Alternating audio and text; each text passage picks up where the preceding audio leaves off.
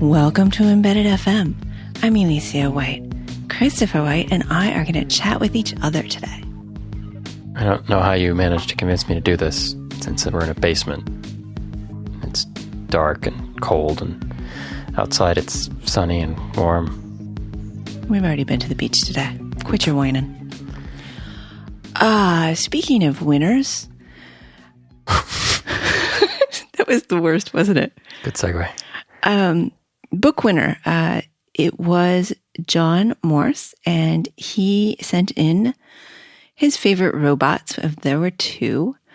B.O.B. from The Black Hole, which was voiced by Slim Pickens. Really? I should have known that. I remember that robot. He was the shaky, beat-up bot that was picked on by the evil robot in The Black Hole. Yes. And his other favorite robot is one from Santicon, from the online radio play Robots of the Company, which ends up being ROTC, R-O-T-C. And he likes that one because he voices it. So no shock there. Thank you to Chris Beck for sponsoring the contest for iRobot. And do check out their jobs. You can still send him resumes at csvec@irobot.com. Okay, so now I have listener questions. Okay, did you want to mention the other job thing since we're in the top of the show?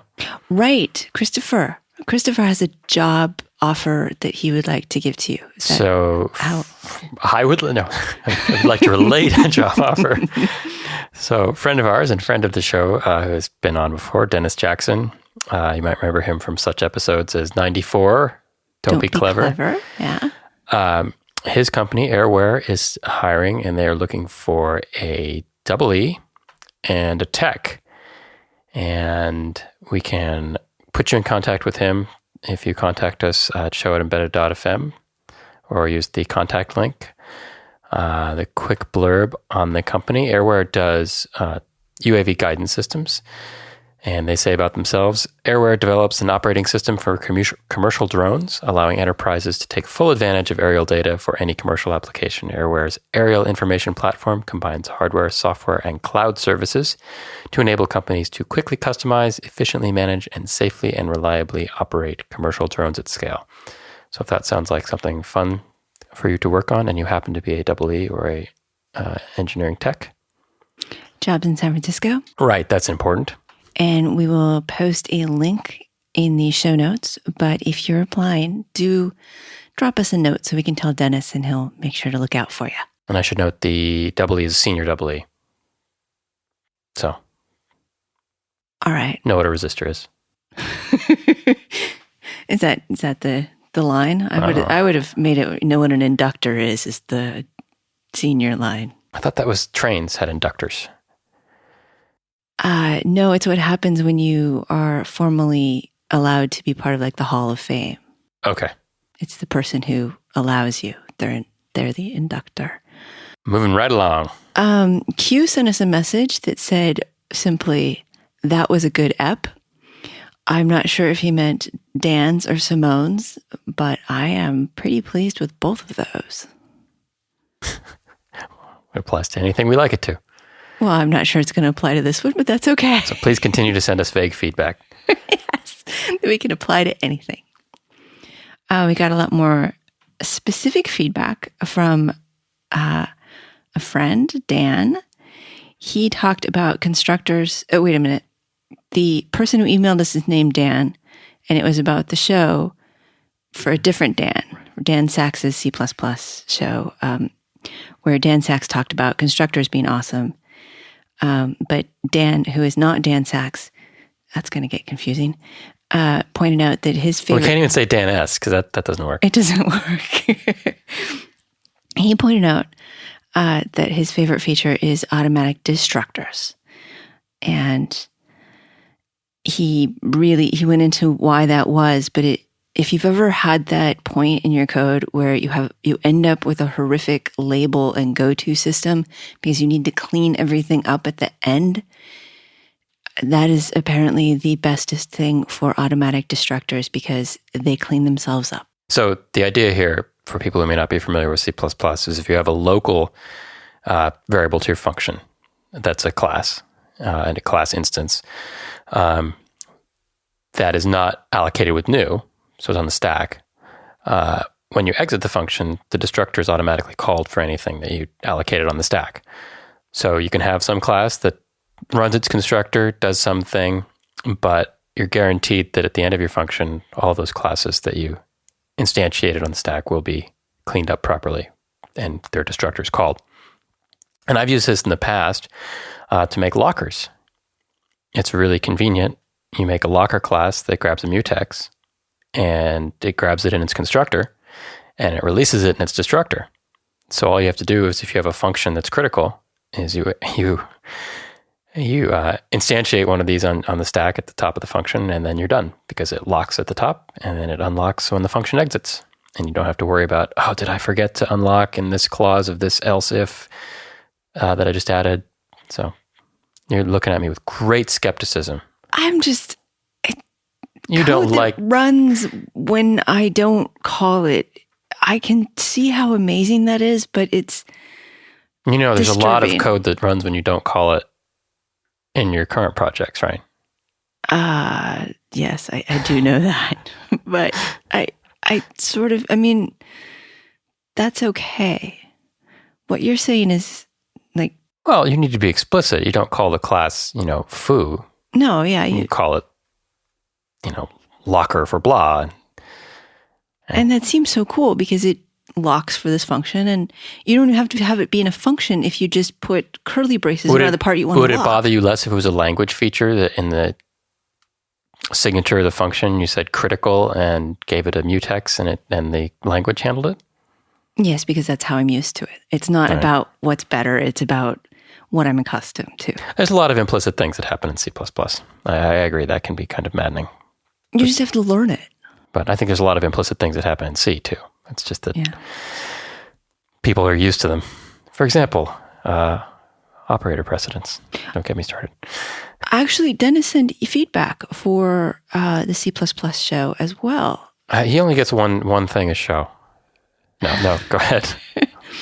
He apparently uses C and thought of the way that Airware, presumably, because he says we, but who knows, maybe it's him and someone else, prevent dynamic memory in embedded applications in C.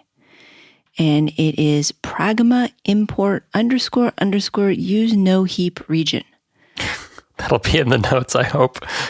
It seems to only be in ARM. I couldn't find an IIR equivalent. You mean Kyle? Yes, it seems to only be in Kyle. And a couple other ARM processors, compilers. Well, if anybody knows the equivalent in IIR, that'd be interesting. In IIR, you can set the heap to 0, and that causes some compiler things to happen, but I didn't spend a lot of time trying it out. Okay.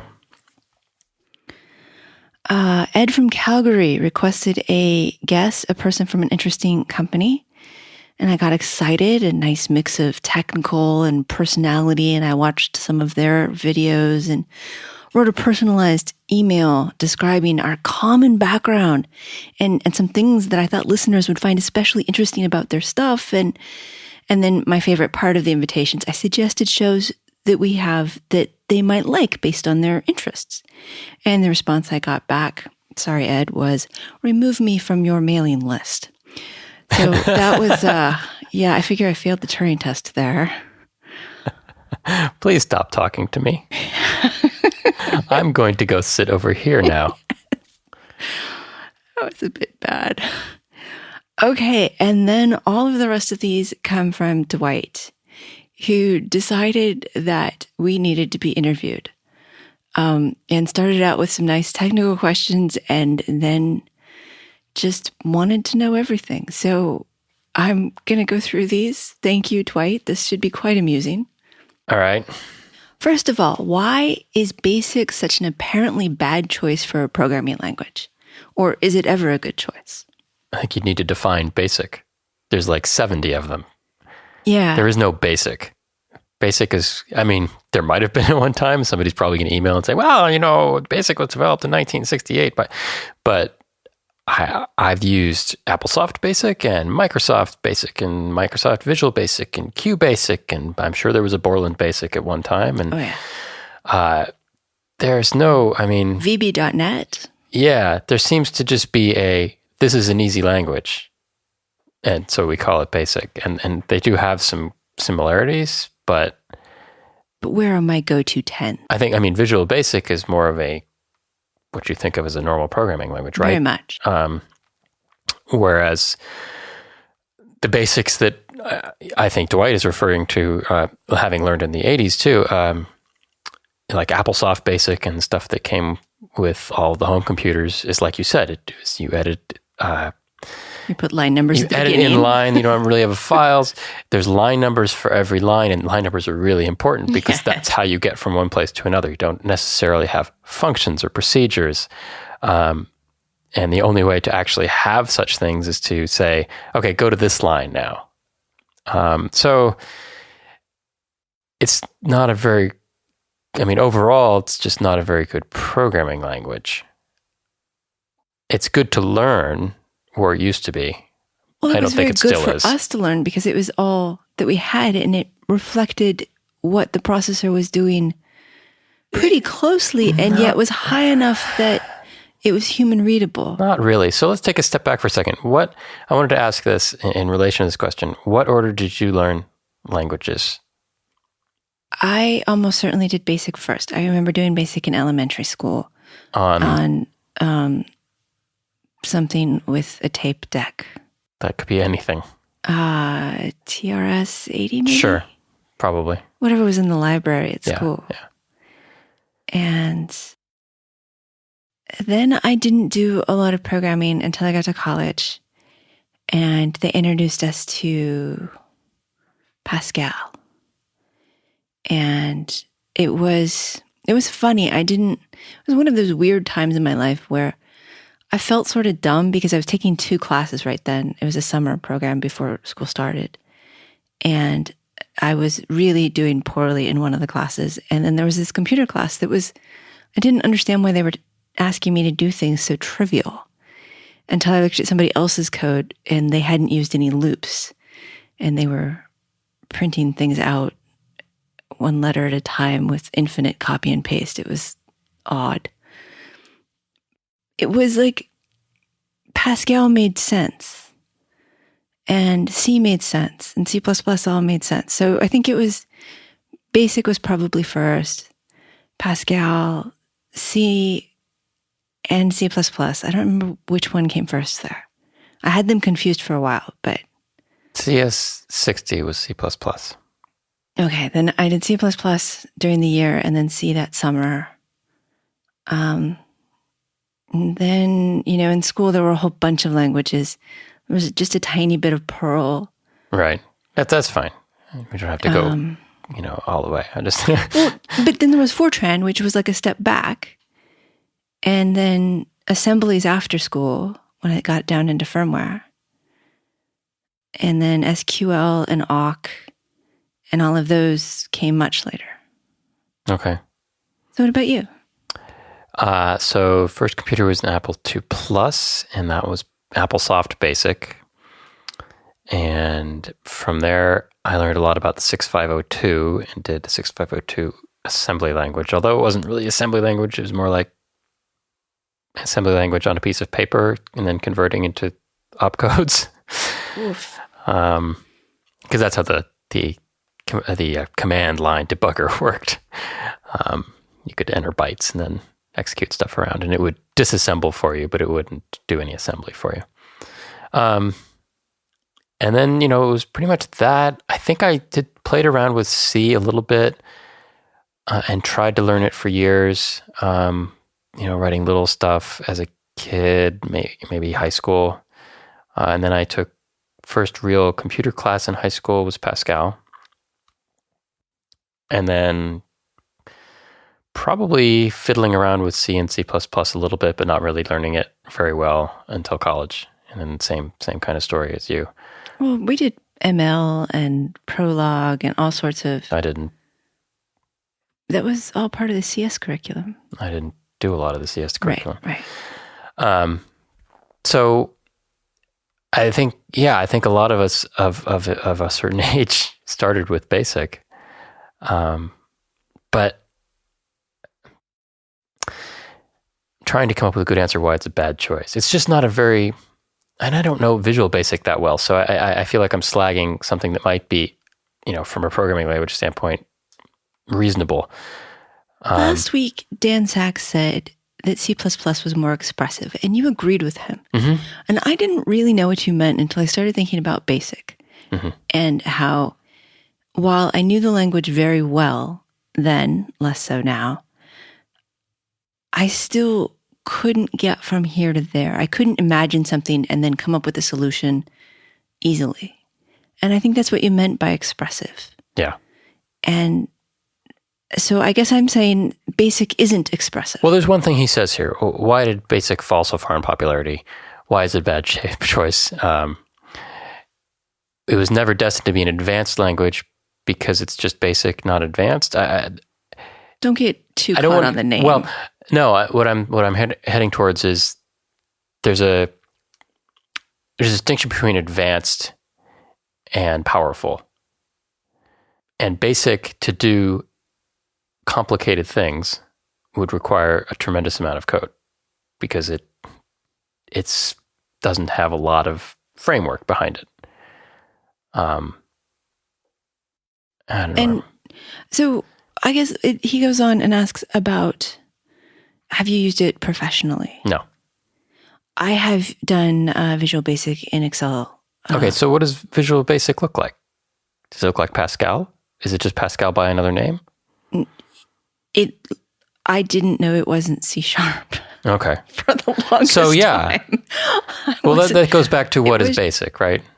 Yeah, I mean, it didn't look anything like the BASIC that I remembered. It certainly wasn't all capitalized, and there were no line numbers, and there were no go-tos.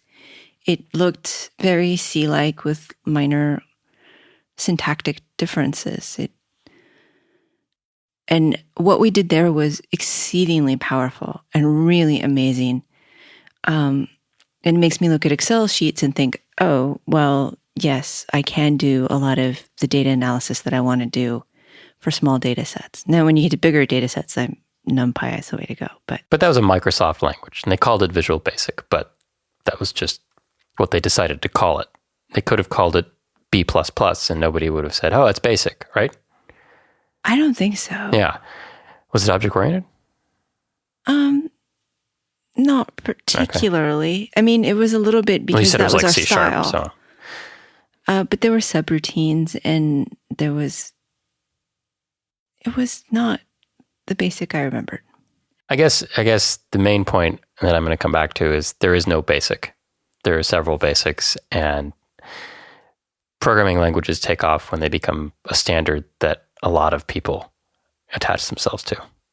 And learning BASIC is a great way to go. I mean, whether it's learning parallax BASIC or whether it's playing with data in Excel's macros written in Visual Basic, it's a fine place to start, and it might be a fine place to end up. I don't know.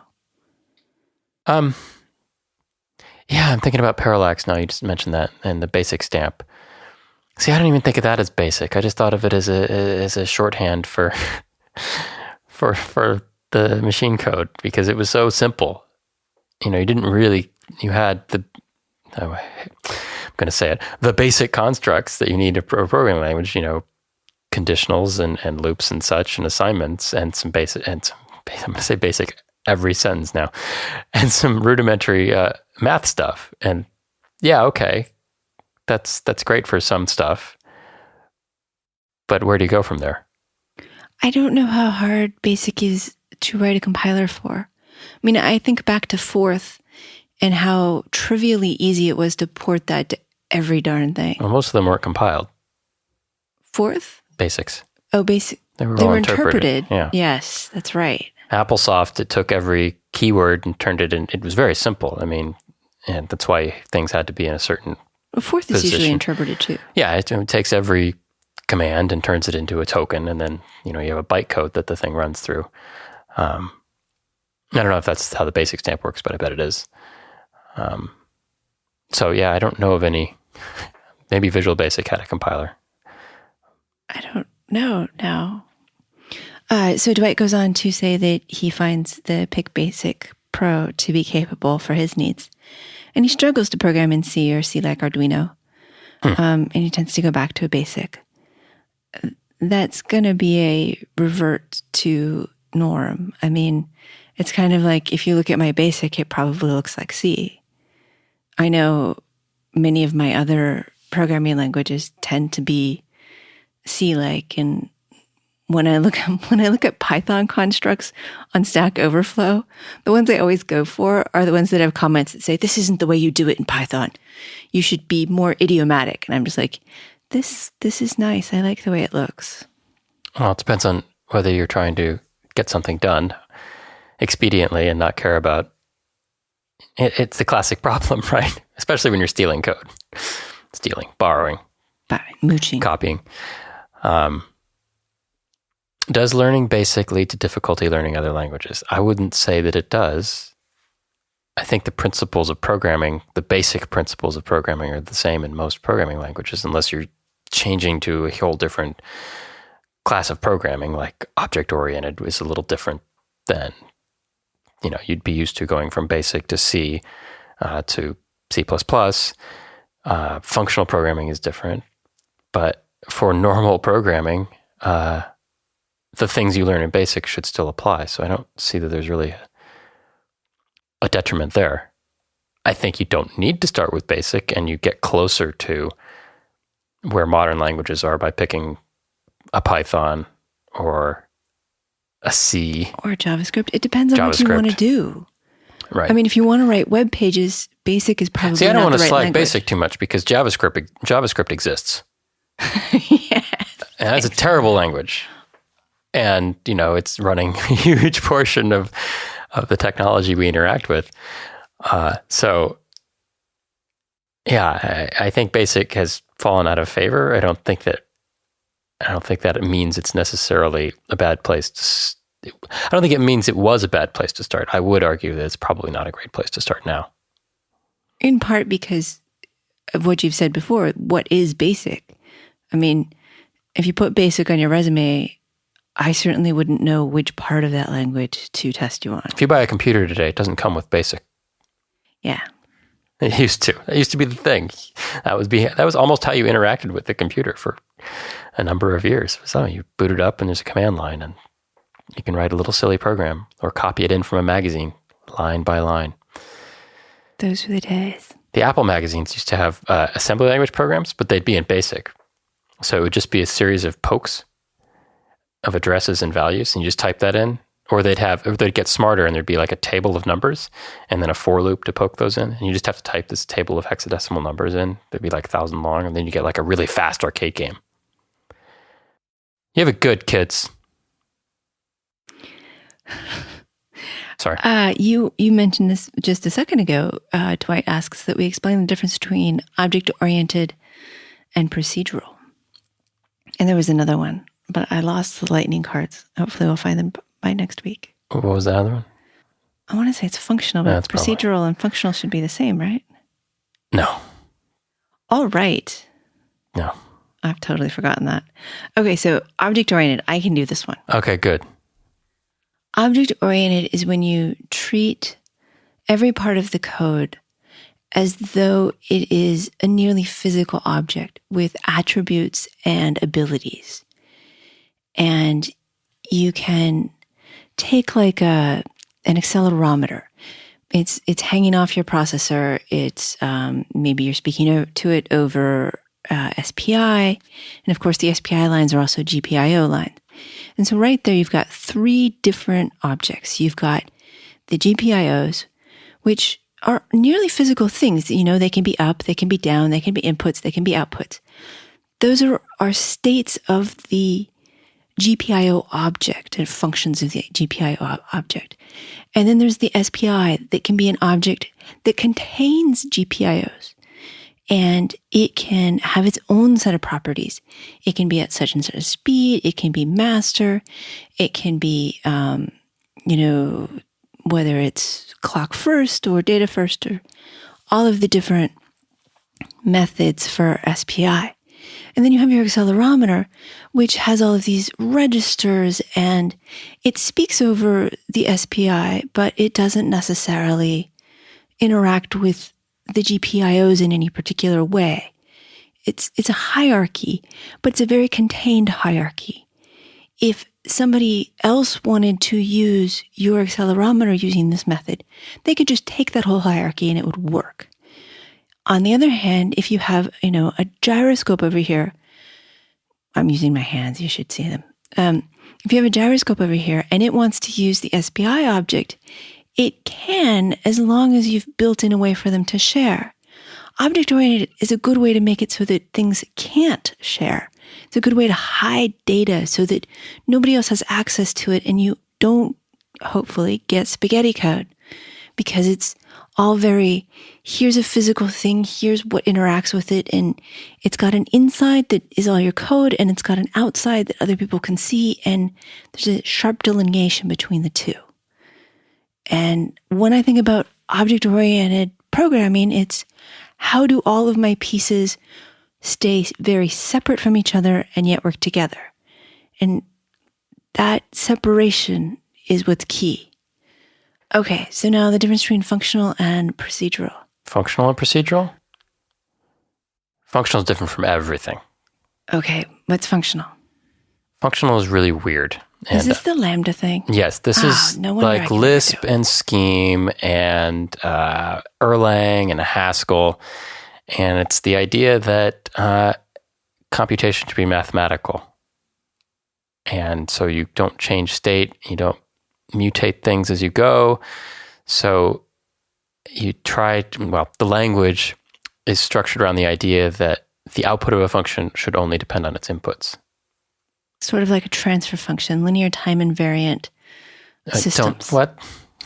Oh, come on. It was cool. I had a place I was going there. I don't know how you do a general program in a functional language. I've never used a functional language, so don't yell at me. But how would you make a stoplight in a functional language? So you don't have side effects in purely functional functions. So you can't do memory or I/O. So everything has to be either carried on the stack, I guess, or I don't know how a general program works. I think that probably there's non-pure functional functions in some functional programming languages that accomplish these things. But generally the idea is, there's not a lot of changing state, and it's more of a computer science theoretic approach to programming. And if somebody knows better or would like to tell us about it, that would be great. There's a lot of recursion there. Recursion. I bet that's where you do like binary searches through recursion, right, because it would be a single line. Right, because you keep passing the same function, which only depends on its inputs and outputs, and there's no side effects. So you can loop it, you can call it recursively. And I bet you could do parsing like that, because once you have parsed something and sent back, it doesn't matter. So I think there's a lot of applications for it. I don't think you'd write an operating system in it. I would agree with that. Not having any idea how to implement a mutex without side effects. Yeah. Let alone task switching. So, I mean, there's a lot of safety things that come out of that are pretty great. But yeah, because you can truly unit test it. Yeah, and you're not going off in the weeds and changing something in the middle of a function that you can't see from the outside of the function. If you see the function return value and you see its parameters, well, that's what happens. Those things get changed. But yeah, so I don't want to belabor that too much because I don't really know that much about it, and it's not really relevant to embedded programming. All right. Did we want to say for completeness sake what procedural programming is? Yes. That's where you have functions and routines, and they do stuff, and you call them. How's that? I suppose that kind of checks off all of the boxes that weren't yet checked. But I think there is more style to it than that. Really? I thought so.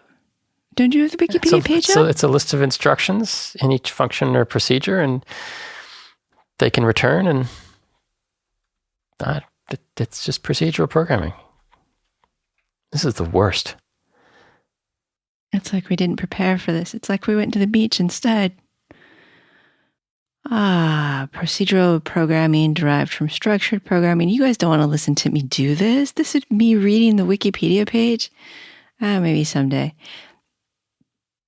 But they do list C and Fortran and Pascal and BASIC. It's all procedural. It's your classic programming. You have a list of instructions, and you can organize those into functions and procedures that return things or don't return things. It's very simple. Well, there was always that CS concept that procedures didn't return things and functions did, or it was Pascal. Pascal had that. Okay, so I wonder if I wonder why it's called procedural and the other one's called functional. Just to annoy you. Yeah. Okay. What other criteria would one use to select an appropriate language for a given task? That's a good question. Wow, that is actually, yeah. Skills of the team. Well, I would start with what supported well on your hardware that you're targeting. Yeah. But also, what do you already know? Well, that helps too. Not that you shouldn't learn stuff, just that if all of the team... But I wouldn't pick an STM32 and then program it in... Erlang. Right. I'm laughing because somebody has been messaging about... Well, you can. It's useful to explore that. But if you're... I wouldn't do that for a commercial product right now. No. Yeah. And even though I know assembly, I wouldn't program... I would program in the highest language I could get away with, because that is the least amount of programming. And the less programming I do, the fewer bugs there'll be. That came out sounding really bad. I hope nobody quotes that. The less programming I do, the fewer bugs. It is true. It is true. It is You can't write bugs if you don't write code. Yes. I would choose, criteria. So it depends on the hardware you're running on. It depends on the resources available to you on that hardware. It depends on how fast you need the thing to execute. It depends on how much power you are willing to burn in a high-level language that might be interpreted. There's a ton of factors. Time to market, you could and say, team. It's easy to say, I'm going to choose... Compiler cost? Sorry. It's easy to say, I'm going to choose Python because it's easy to program in, I know it, and I can get this particular piece of code done in an afternoon. But you stick that Python on a chip that can't deal with an interpreted language and all the resources, and maybe it lasts, a 20th amount of time that it would have had you program that in C. So there's all kinds of considerations there. And you don't want to choose something that's completely off the wall if you're not just doing experiments. Maintenance is a factor. You don't, let's go pick Rust. If you'd come into a company and said, I'm going to use Rust on a Cortex-M, well, you'd have to have a really good story for why that's a good idea. Because, it's not a finished language. Nobody knows it.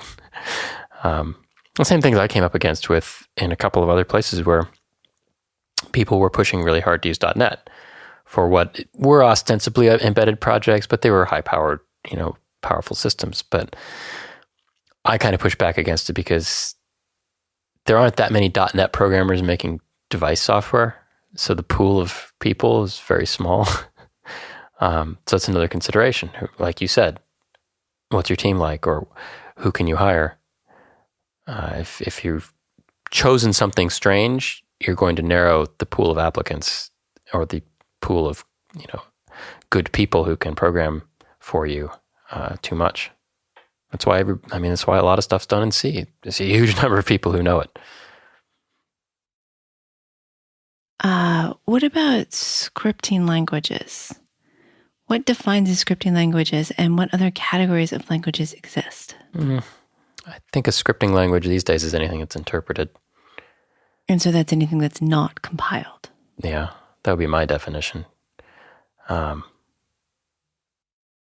So Perl, Python, JavaScript, not sort of, even though it's got JavaScript in the name. Now to make the web fast, they've had to make compilers that run in your browser and do all kinds of stuff. But it's still a scripting language, and you can't compile scripting languages. Yes, you can do Python and compile it, and it becomes a lot faster. When I think of scripting language, I think in my head languages that are used to write snippets of code, not applications or not the brains behind a whole device, right? Like I need to go through this list of files and I need to search for this keyword and I need to change it to this. I think that's because we got our scripting checkboxes in Perl, and for us that is. Well, Python still does. I mean, I use that all the time for pre-build scripts and post-build scripts. But you could easily do an application in it. You can. You could do an application in Perl. No, you can. It's just predominantly, I think they're used for single purpose, manipulation, text manipulation, file manipulation, computational things that aren't necessarily a big program. That's what I think of when I hear the word script. And when I think of Visual Basic in Excel, even though we had built a pretty huge backend at one point, it still started out as, just a little bit of data manipulation, just a little bit of graphing. And then it grew out of that, which is sort of how most of the Perl things happen too, is it grows out. All right. That line blurs a lot more than it used to with all of the just-in-time compilers and the faster Node.js, which is a whole framework. So you can build client applications in JavaScript. It's like all things in computers. There's blurry lines. There's blurry lines between procedural and object-oriented. There's blurry lines between functional and procedural. Most of the languages out there now have support for functional concepts. They have support for object-oriented concepts. You can choose to program in them in any way you kind of feel like, because they have kind of subsumed all the features that come out of academia and those other languages that aren't necessarily so popular for industry. And that's good and bad. Yeah. Because, if a language has all the stuff, well, that means you can do anything in it, which sounds great, but sometimes those limitations are what makes it more powerful because you're sort of herded into the right choices. We should all use BASIC then. Sure. You first. What are the similarities and differences between various languages? No. I don't think we can answer that. I'm not even sure I could write a book that would answer that. I'm going to say that the similarities and differences between various languages can be summed up with parentheses and semicolons. And tabs. And tabs. Yes, indeed. I forgot about the tabs. Maybe we should switch that to white spaces. Sure. Okay. How would you evaluate various microcontrollers for an embedded task? That's one for you. You do that. Oh. Well, step one, what is everybody else using as their microcontroller? And use the opposite. No. Oh, sorry. If all of your competitors are using an 8-bit processor that costs 12 cents, then if you try to use a $2 processor that's 32 bits and super powerful and awesome, and at $2 still a bargain, your BOM cost goes up a lot. So a huge part of how to evaluate microcontrollers is to eliminate all of the ones that aren't within 20% of your price goal. Now, you may have to open that up and make it within 50% of your price goal, because sometimes you get a null set and eventually you just have to fork out what you need. So once you have a general list of, 15 families, then it comes down to, well, what else do you need? What peripherals do you need? Do you need SPI? Or are you going to end up writing this as a GPIO version of SPI, which is going to be slow and painful? And why are you writing that code when it's just a couple of registers on this other processor? And speed and access to RAM and flash. And so if you have a current product, you take the amount of code space you have now and make sure to multiply that by at least 1.25. The chances that your code goes down is small. chances that your RAM usage goes down. Unless you're making an effort to do a cost reduction, that's just not likely to happen. Things tend to get a little bigger and bloated until somebody comes along and says, I'm spending a lot of time fixing this. So now you have some features and you have your cost. Power would be the other thing that would just eliminate most of your options. Do you have a power-sensitive application, a wearable or a battery-operated device? That will eliminate some of the higher power processors. And this is the time that you also have to look at other constraints like size. Some processors don't come in itty-bitty. They have big ball grid arrays instead of tiny ball grid arrays, or they don't even come in ball grid arrays. And then there's also the manufacturing. Which of these processors can be manufactured according to how you can manufacture?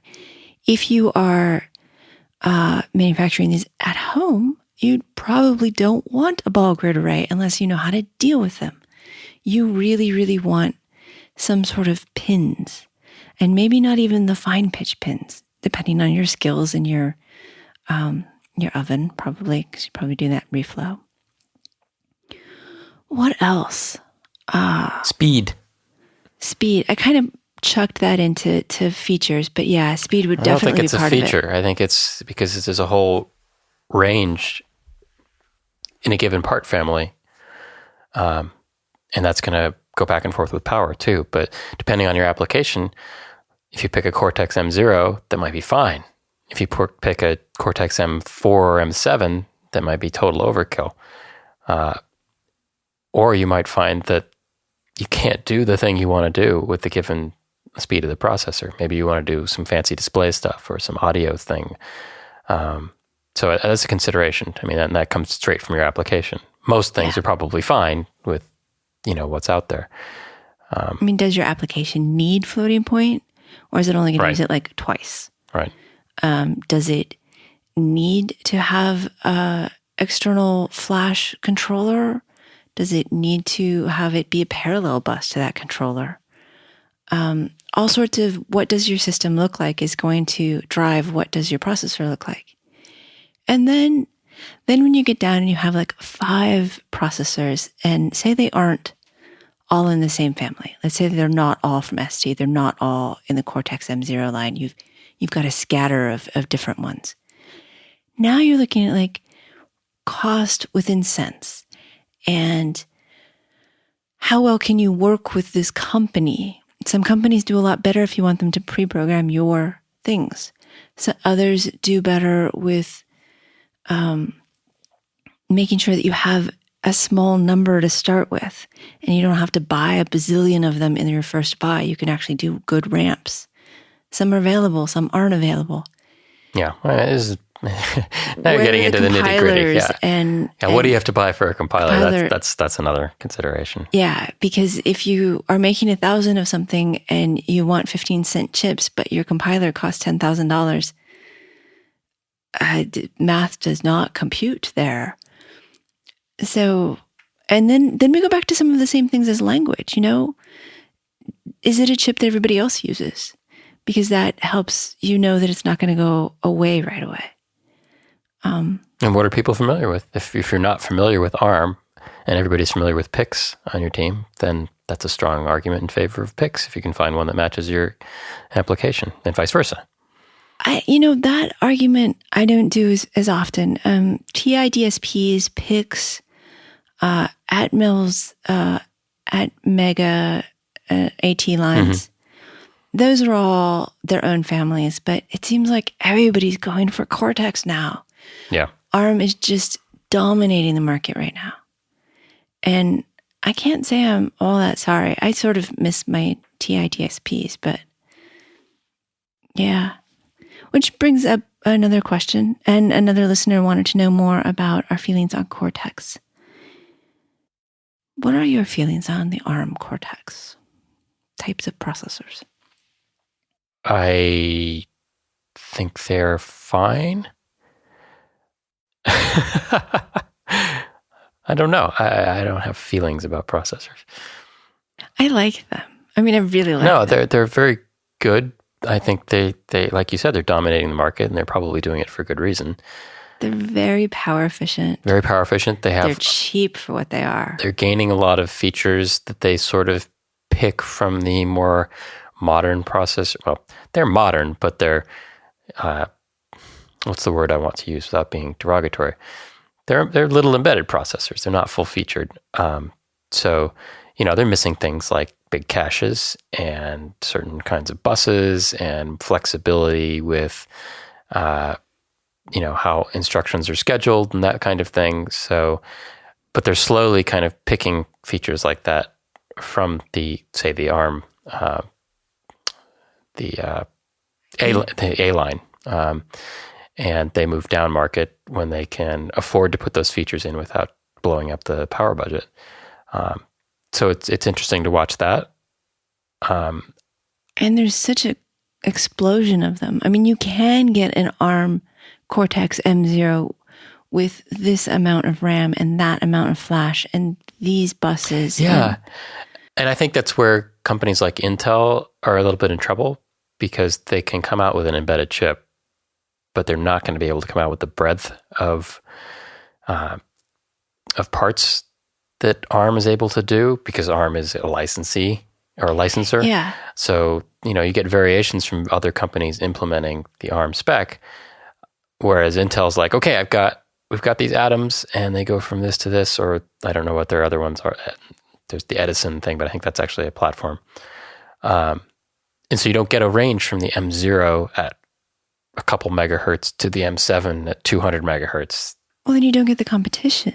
I mean, you have Atmel and TI and ST and Philips and Maxim all making Cortex M processors with different features, and they're trying to differentiate and they're trying to kill each other, which is sort of cool for us. And it's really cool for ARM, because ARM gets to have all of these. Well, do customers really want a large RAM space and a small code space on this particular Cortex M0 Plus core? It's just, they've got so much competition that they're winning, that ARM is winning everything from, and yet they get to have all of these other little battles happen. And Intel can't do that because they can't eat their own lunch. Right. So, yeah, I like the Cortex because I think they're just a nice way to and differentiate. because they're winning, software support for them is really good. Yes. You can find things from ARM standard libraries that have a lot of nice things if you go poke around in it. The CM sys that allows you to go from different ARM processors. Well, but it has different vendors. Yes, different vendors, and it has powerful things like it's got some math, DSP, and other features. You've got support from the open source community, so I think a lot of stuff's going to be built on that, and I don't see anything changing. And one of Dwight's other questions was, how do you differentiate an ARM Cortex M from a PIC or an Atmega? It's been a long time since I used a PIC. The last time I used it, the C code was inefficient at best. It was better programmed in assembly, which is what I finally did.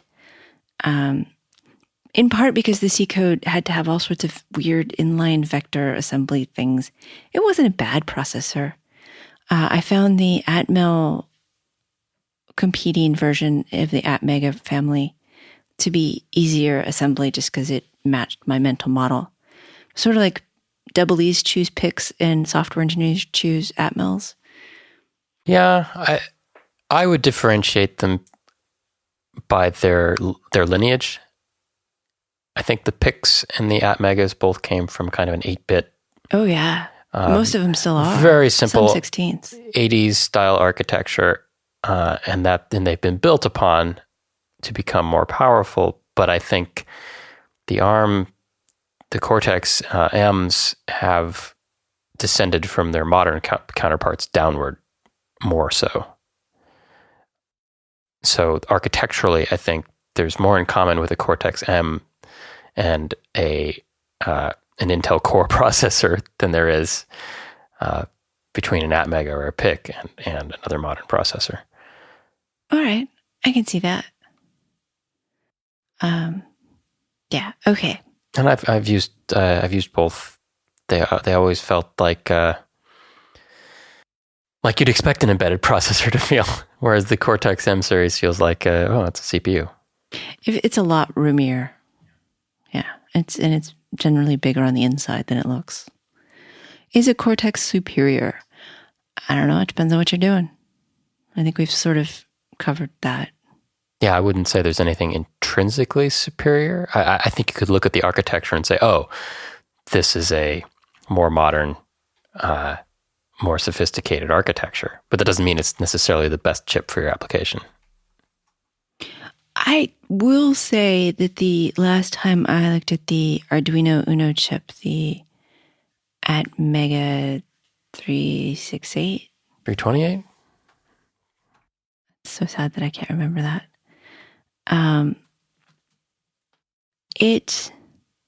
It was very expensive for what it was. Atmega 328. Yep. It size and RAM and power and flash. If you looked at all of those versus a Cortex M0, it was just really expensive price-wise. It was not as good for the metrics I was using. But that's not, for the metrics I was using. That is the key part of that sentence, probably. I think when people look at projects and they see what chips are most applicable for the given criteria, I think the tendency is to probably go more for ARM than those other chips. And as time goes on, I think that will increase. It will increase for me. It would be hard for me to recommend a non-Cortex processor to most of my clients. Occasionally, the TI DSPs and their really cool signal processing. But even then, I would look for a Cortex with a DSP attached because they exist. And this is, it's kind of clear that the industry is going this way too, because Atmel and Microchip are getting together, and Atmel's tied their fortune to ARM recently. Yeah. And Microchip just bought them. So clearly Microchip is interested in ARM, having ARM products. So I wouldn't be surprised if the Microchip portion of Microchip shrinks as a result of this acquisition. It wouldn't surprise me at all. No, I'm a little surprised that acquisition happened because it's been trying to happen for a number of years. And Atmel has resisted in the past. They've sort of made fun of Microchip for trying to buy them. I remember that at one embedded systems conference where the Atmel people were saying, yeah, they didn't succeed to buy us. And look at all the things they said about us, like how our chips are better. And all that stuff is beyond me. That's all business stuff. So, but yeah, the industry's going to ARM. Dwight's questions continue, but they're not as technical. Okay. Please consider doing an episode where someone comes on your shows and interviews us so that listeners can get to know us and our backstory. Our origin story.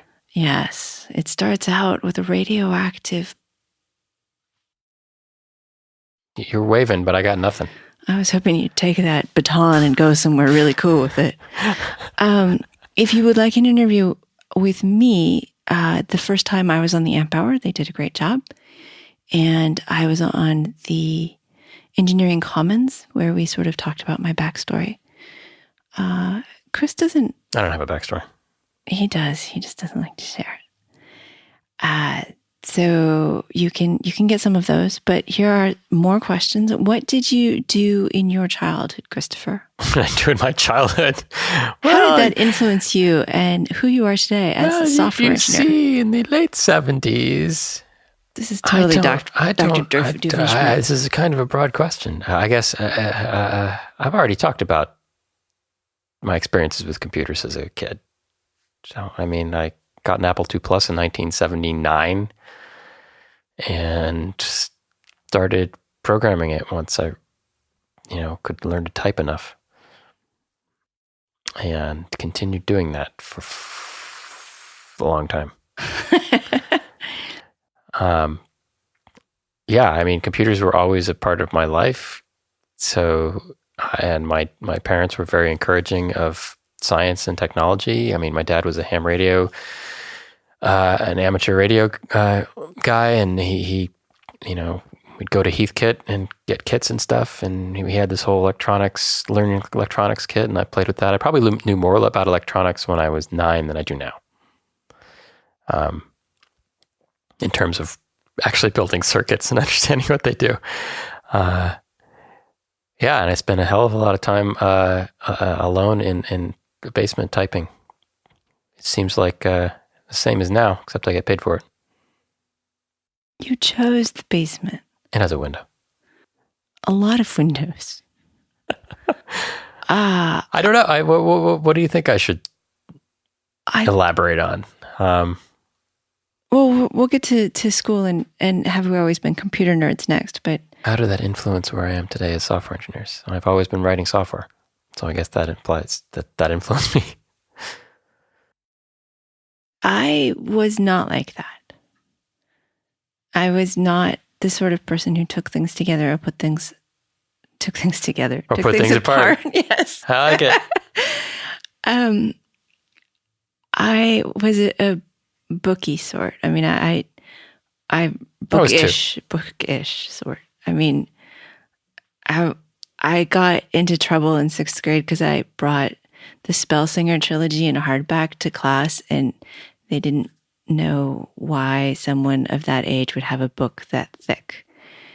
And since I was most of the way through it and hoping to finish it at recess, anyway, yeah. Big nerd. I was a big nerd, but I was not really a computer nerd. And I lived entirely in my head. It's amazing what you can do if you can just get through a whole life in an afternoon. I mean, it was pretty cool. Yeah. Okay. How does that influence your software programming? I think from there and to this day, I love stories. I mean, I love jokes too, but I really love stories, and I see my programs as stories, and I want them to be well written. I want them to be interesting to read. And so it has influenced me because it has made me a writer, whether I meant to be or not. And so my code does things. It's sort of magical incantations, because it can be writing, and it can be good, and it can actually have function outside my imagination. So yeah, I think that did have a huge influence on me. It also had a huge influence on the fact that I don't necessarily believe in all the norms people talk about. The whole women in tech thing doesn't bug me as much because I read all of those books about the girl who goes off and is a knight. And she never complained about the fact that they didn't treat her as a woman. I'm just like, Christopher's looking at me like I'm totally crazy. I don't really want to talk about this, but I definitely, it shaped part of my personality that you go off, you do stuff, it's fun, you get what fun you can have. And actually, I came across that really great quote this week from Tim Federale. I should look it up properly, but it was about how when your life, the thing that books teach us is that when your life sucks, you just haven't gotten to the good part yet. And I liked that because that really did help for me. Was, yeah, there's always a sucky part of the book. That's how you get to the end. Happily ever after doesn't happen unless you battle the dragon first. All right. Where did you go to school, and have you always been computer nerds? We know you are. Yes, I suppose you do. Huh. That's weird. Podcast about computers. Talk about computers all the time. Work on computers. Computer nerds. Where did we go to school? We went to school at Harvey Mudd College. Yes, we did. We both went to school at Harvey Mudd College. Harvey Mudd, some of you who are unfamiliar with us saying this, but who are familiar with the college are sitting there going, yeah, okay, that explains something, which is an odd effect to have somebody tell you to your face. Like, oh, that explains so much about you. It's an odd little college in Claremont, California that specializes in hard science and engineering. And math. And math. And computer science. And even biology now. Pretty sure biology is considered a hard science. It wasn't initially. Maybe. There are only a few majors. I think we're up to 6 now. Mm-hmm.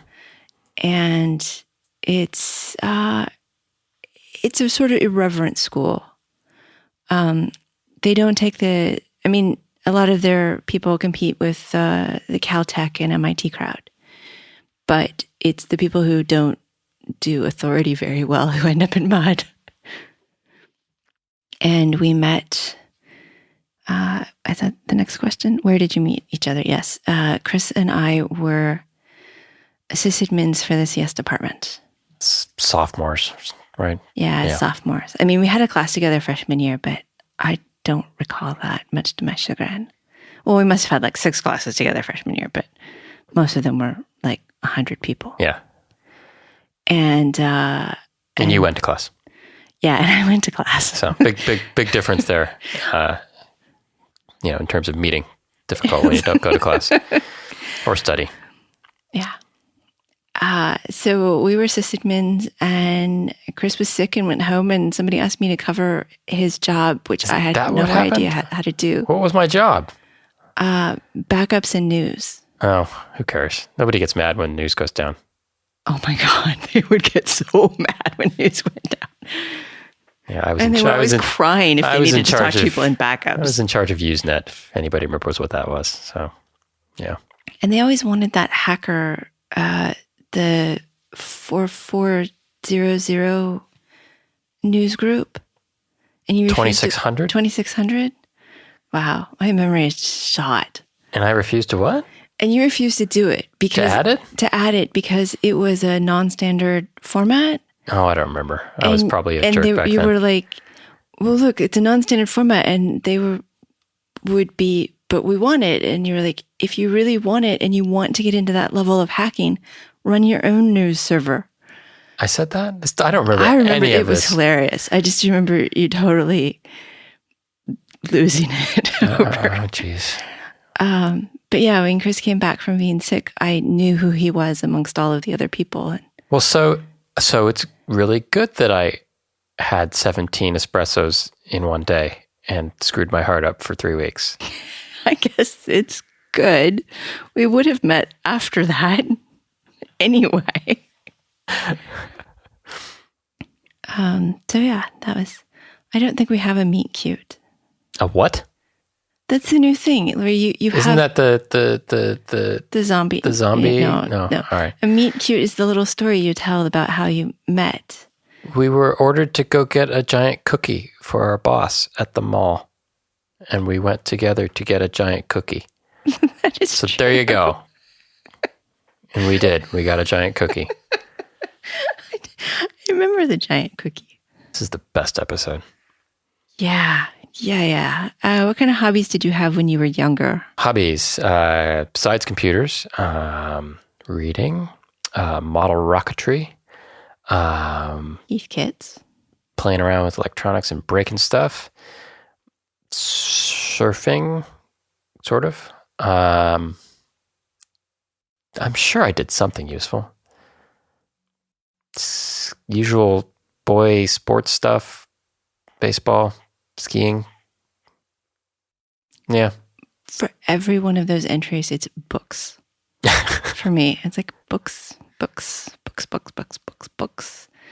There was a little bit of programming in the library because you couldn't read the whole time. And then there was speech therapy for a lot of that. Don't even get me started until there were speech competitions. And I said, look, I'm not going to therapy if I'm winning competitions, okay? But that was later. Video games, RC cars. Books. All the books. Some TV. I wouldn't say music was a hobby. Because that was sort of a chore. It was a chore back then. Yeah. Books. So, Star Trek: The Next Generation. Books. That was not a hobby. I don't even know if I watched that really religiously as a kid. It was the first show I watched. Although usually it was while I did homework, but it was the first show that I'm like, I don't care if my parents are watching it. I don't care how much I have to fight to get a TV in my room. That's the show. Well, do you have anything else you'd like to talk about? I did, but I think we should save it for another show. So, is this the blog post you mentioned to me earlier about CPU features? Yeah. We should save it for the next show. Right. Because right. I think that will happen. Well, there was also one question we got from Frank about freelancers and ethics. Did you see that one? Yes. He has been a freelancer, and he manages a team. And he is in a situation where his team of 10, all younger than him, are frustrated with an ethically dodgy decision of superiors. And some of them want to quit, which would be a sad waste of talent from his perspective. And he thinks that their chances of finding another job are not quick due to where they're located. He doesn't want to drop their ethical standards. He doesn't want them to drop their ethical standards, but he also doesn't want great talent disappearing. What's the question? What do you do? I think you quit. I don't see, it's a very difficult question, but if you truly have ethical standards, then either you attempt to change the company, and failing that, I don't think you have another choice unless you want to. And I think it's very toxic to work in that environment too, because everything you're asked to do is going to make you angry. And I've sort of been there, not with things that really were beyond my ethics, but certainly were pushing at the boundaries. And I was more in a position to make changes within the company and refuse things without, being fired.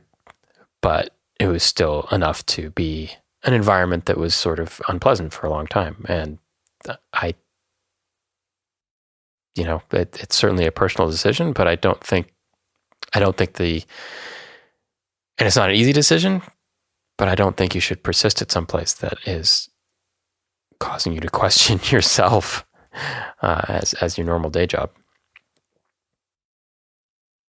Do you have any strategies for not getting to that point? Well, saying quit, it does assume a new job. It assumes there's no family to depend on you. Right. It assumes a lot of things. Sure. So how do you not get to that point? Well, first you have to be very careful evaluating where you work before you get to that point, so you don't end up in that situation. But even if you do that, interviews aren't always that elucidating, and things change at companies. Management changes, direction changes. So you can be at a place that's ethically sound, and then suddenly it's someplace that isn't. I know it's a difficult question, but there's no good answer. There's no answer that says, oh, you just do this and suddenly everything's okay. It's a bad situation, and bad situations rarely have quick and easy solutions. It depends on where you are in the company too. If you're just one of the rank and file engineers, oftentimes there isn't much you can do. Now, one option short of totally quitting is to band together and say, we 5 engineers, we 10 engineers are uncomfortable and we're not going to proceed down this direction, which may get you fired. Yeah. But there's also a slight chance that things might change. That's an option. I've also been in the position where a bunch of us said, why don't we all quit together and then contract back? which doesn't solve the ethical question. That's for other questions, but you can band talent together that way in other ways. What would you say? I don't. I would say a couple of things. Get a reputation for being a goody two-shoes so that people don't ask you to do things that are dodgy. Sure, somebody else at the company may then have to do it. That doesn't really absolve you of anything. If you're at the same company that's doing unethical things and you just don't have to do it and somebody else does, that's like saying you're not the hangman because you made a mechanical axe that you push a button with. Yes, unless you can get everybody else to do that too. Yeah. And then it just has to flow away. That is not a good solution. I will accept that it is not a good solution, except it can help you with your own set of ethics, not to cross them. To really get clear the thing you think is unethical, to get it to be, okay, so not that this has anything to do with what Frank is doing. We didn't talk about what he does. Right. Let's say you're making a baby monitor and you ask me to make it so that there's a backdoor so that we can always log in to do firmware updates, which maybe somebody is okay with that. And I'm sitting here going, no, I will not make it so you can log into anybody's baby monitor. That is not going to happen. Absolutely not. It's invasion of privacy. It's unethical. Okay, so I would not do that. I would rather quit. But what else can I do? Well, one thing I can do is to try to find a different solution. Make it so that all baby monitors upon waking up go and check for an update. And then you don't have to log in. It's easier that way. Look, I've created a solution that's better and it's not unethical. Another thing I could do would be to ask you really very clearly about your use case. Why exactly do you want to log into the baby monitors? Well, how does this help our customer? And try to get a use case that you can work around whatever the ethics are. And as you're doing that, write it down in a notebook that you can't tear pages out of and are numbered, and sign it. Because if it comes down to it, that is your legal representation that somebody else knew the ramifications. I mean, maybe the person asking you to do this is not trying to cross the boundaries. Maybe they don't understand that privacy is a thing, or maybe they don't get that what they're doing crosses lines. So try to figure out if they know that, because that's a different thing. If somebody's asking you to do something illegal or unethical unknowingly, sure. Fix unknowingly. Sure. And there's a spectrum, right? Oh, absolutely. But then there's also things like you're giving a specific case where an engineer is being asked to do something.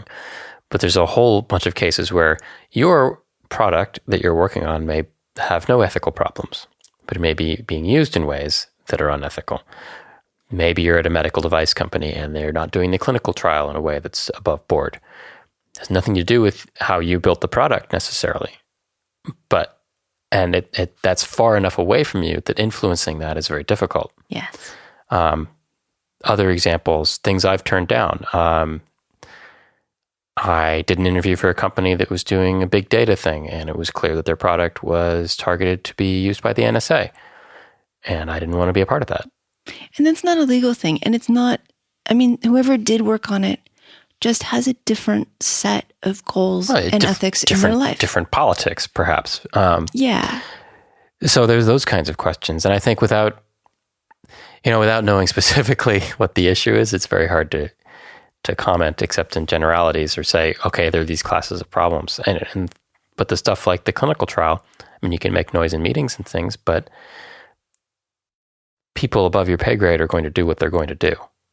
And so you can either say, that's okay, they're going to get in trouble, and stick with it, which does make you complicit because people get hurt from these things. And you knew that and if you know that something is wrong,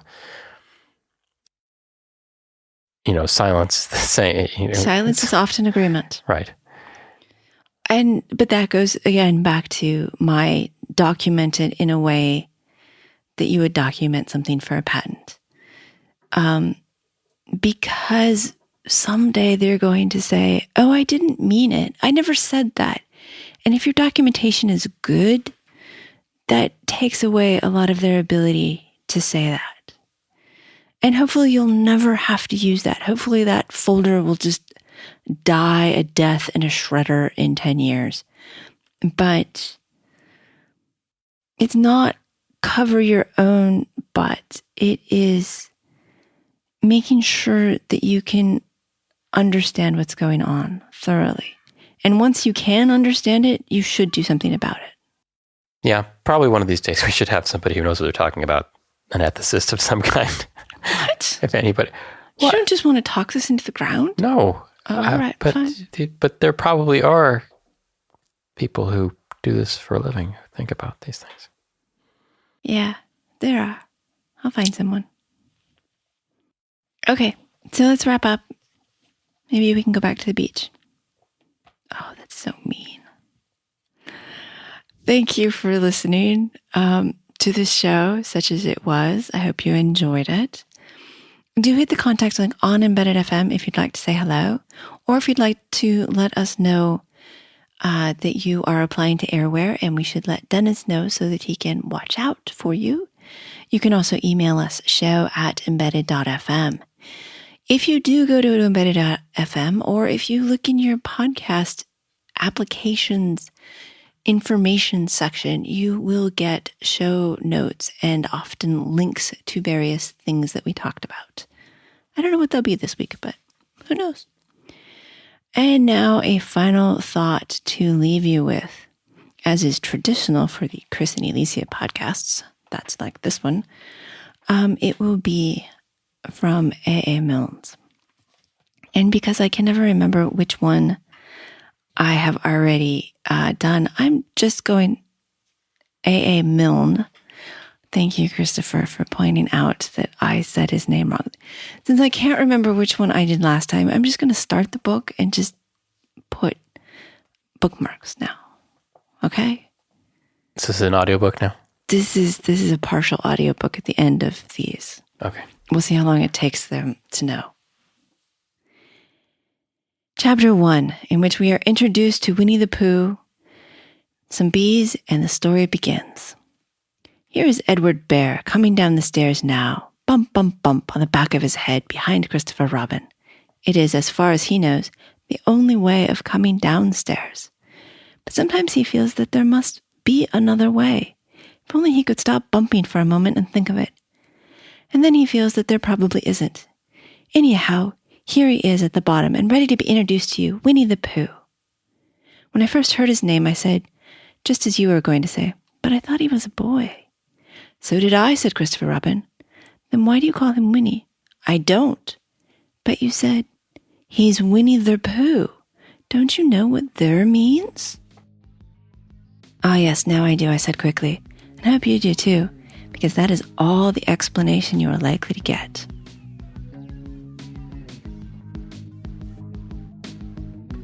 Embedded FM is an independently produced radio show that focuses on the many aspects of engineering. It is a production of Logical Elegance, an embedded software consulting company in California.